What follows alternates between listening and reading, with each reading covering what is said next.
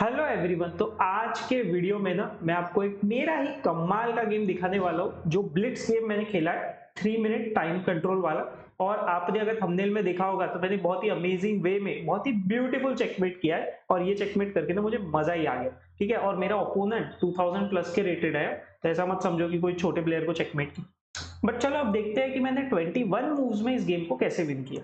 मैंने स्टार्ट किया with the move pawn to D4 और इसमें ना एक और ट्रैप भी है जो मेरे ओपोनेंट ने मुझ पर ट्राई किया था और उसको मैंने कैसे फेल गिराया है वो भी मैं आपको बताने वाला हूँ। तो ओपोनेंट ने खेला मूव पॉन टू D5। अभी आप में से बहुत लोग E4 खेलते होंगे और उनके अगेंस्ट E5 आता होगा। तो मेरा ऐसा है कि मैं पहले E4 खेला करता था, मे बी 2-3 साल पहले समथिंग। 3 साल से मैं E4 खेल ही नहीं रहा हूँ, मैं D4 पे ही स्टिक हूँ और D4 खेल के मुझे बहुत ही मजा आ रहा है। मैं D4 खेल के सॉलिड सेटअप्स में जाना पसंद कर रहा हूँ, तो इसीलिए मैंने मेरे लिए D4 को अडेप्ट किया हुआ। बाकी सब ना आप अपने अपने हिसाब से देख लो कि आपको कौन सा ओपनिंग बेस्ट लगता है। फिर D4 के साथ C4 कॉम्प्लीमेंट्री है, ये आता ही है। इसके अलावा लंदन सिस्टम वगैरह है बट मैं वो लंदन सिस्टम में नहीं पढ़ना चाहता, तो मैं D4 C4 वाले लाइंस खेलता हूँ। अब आया हूँ पॉन टू C6, तो ये हो गया है Slav opening. Night to F3, ये कारोकान जैसा भी दिखता है बट ये कारोकान नहीं है। कारोकान में E4 और D4 खेला जाता है, यहाँ पे D4 C4 है और ये स्लाव ओपनिंग। अभी जैसे ही ओपोनेंट खेल देता है E6, मतलब E6 भी आया और C6 भी आया, जब दोनों पॉन्स खेले जाते हैं तो ये हो गया है अभी सेमी स्लाव ओपनिंग। ओके, अभी स्लाव नहीं रहा, तो इसमें E3 खेला जाता है। नाइट F6, नाइट C3, कोई भी ओपनिंग उठा के खेल लो, अगर ओपनिंग प्रिंसिपल्स नहीं करोगे तो ओपनिंग कोई काम का नहीं है और ओपनिंग बेकार रहेगा। तो ओपनिंग प्रिंसिपल्स तो करना इंपॉर्टेंट है। अब आया मूव पॉन टू A6। ये कोई खराब मूव नहीं है, आप बोलोगे कि इसमें पीसेस डेवलप नहीं हो रहे, बट इसी वे में इस ओपनिंग को खेला जाता है। यहाँ पर क्या होता है, थोड़ा सा स्ट्रक्चर क्लोज होता है, तो स्ट्रक्चर क्लोज होने की वजह से दोनों प्लेयर्स एक दूसरे पे अटैक इतना इजीली नहीं कर पाते। अब आप बोलोगे इतना इजीली अटैक नहीं होता है तो चेकमेट इतने जल्दी कैसे हो गया सिर्फ 21 मूव में? वही तो देखने वाली बात है ना। तो A6 यहाँ पे खेल सकते हैं और फिर उसके बाद में नाइट बिशप को डेवलप करना इंपॉर्टेंट है। तो यहाँ पे पहले तो मैंने पॉन टेक्स किया, तो पॉन्स का हो गया यहाँ एक्सचेंज। मैंने मेरा ओपनिंग प्रिंसिपल्स कंटिन्यू किया, बिशप D3, उसने बिशप D6 से कंटिन्यू किया, मैंने कर लिया कैसल।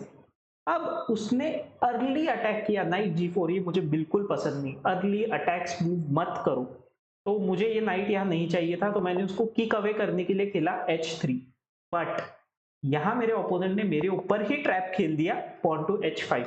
अब ये ट्रैप मुझे अच्छे से पता है, इस ट्रैप का नाम है फिशिंग पोल ट्रैप। अगर आपको चाहिए तो मैंने इसके ऊपर एक छोटा सा वीडियो बनाया है जो सिर्फ 1 मिनट का वगैरह होगा, तो आप जाके वो भी चेकआउट कर लेना।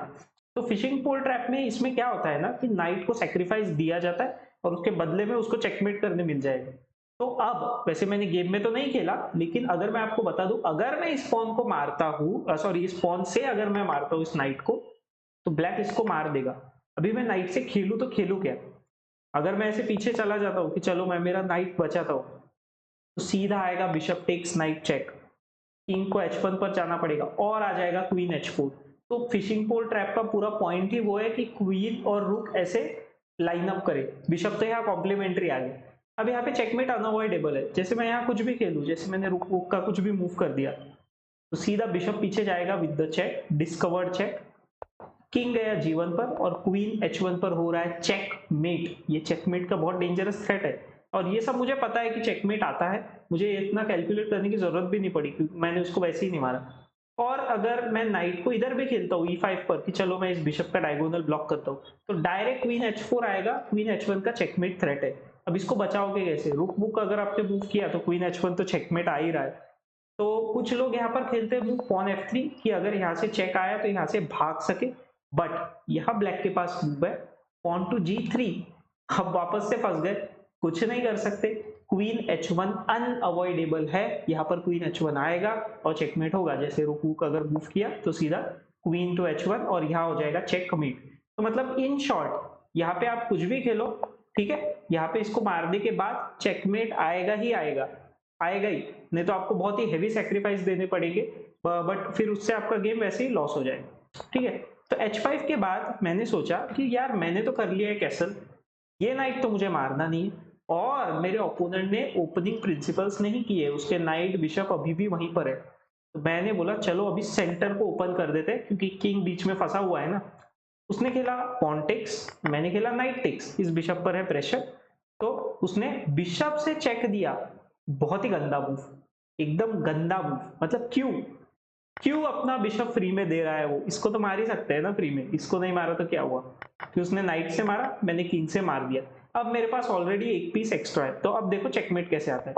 उसने ओपनिंग प्रिंसिपल कंटिन्यू करने की कोशिश की, मैंने बोला रुक E1, मुझे तो अटैक ही करना है। उसने क्विक कैसल किया कि उसको लगा मैं बच जाऊंगा, मतलब वो बच जाएगा। मैंने खेला नाइट G5, ये नहीं चाहिए, ये पॉन को बाद में आराम से मारेंगे। नाइट G5, इस पर प्रेशर। उसने क्वीन से पहले मुझे चेक दिया, मैंने किंग को बचा लिया, कुछ नहीं हो रहा है इसमें, पॉन पुश। अब उसने अपने पॉन को बचा लिया, बोला ओके चलो ठीक है। कहाँ तक बचाएगा? नाइट टेक्स बिशप, उसको पॉन से ही मारना है, क्वीन से मारेगा तो ये रुक मार देगा ना। तो मैंने जी पॉन मार लिया, मैंने बोला भाई एच नहीं दोगे तो जी पॉन ले लेता हूँ। उसने भी मेरा पॉन मारा, ठीक है, उसने सोचा कि वो चेकमेट करने आएगा। तो अब देखो यहाँ पे कितना क्लोज फाइट हुआ। मैंने मारा क्वीन टेक्स पॉन, उसने रख दिया क्वीन G3 पर और उसने चेकमेट की कोशिश की। तो यहाँ पे मैंने टाइम लेकर कैलकुलेट किया, यहाँ मैंने एक्चुअल में टाइम लिया था, 30-40 सेकंड आराम से लिए थे कि मैं मेक श्योर करना चाहता था कि यहाँ चेकमेट आ रहा है क्या, नहीं तो पहले मुझे मेरा चेकमेट होने से बचाना पड़ेगा, वरना इतना अच्छा खेलो, पीस अप रहो और फिर भी हार जाओ, बहुत बुरा लगता है।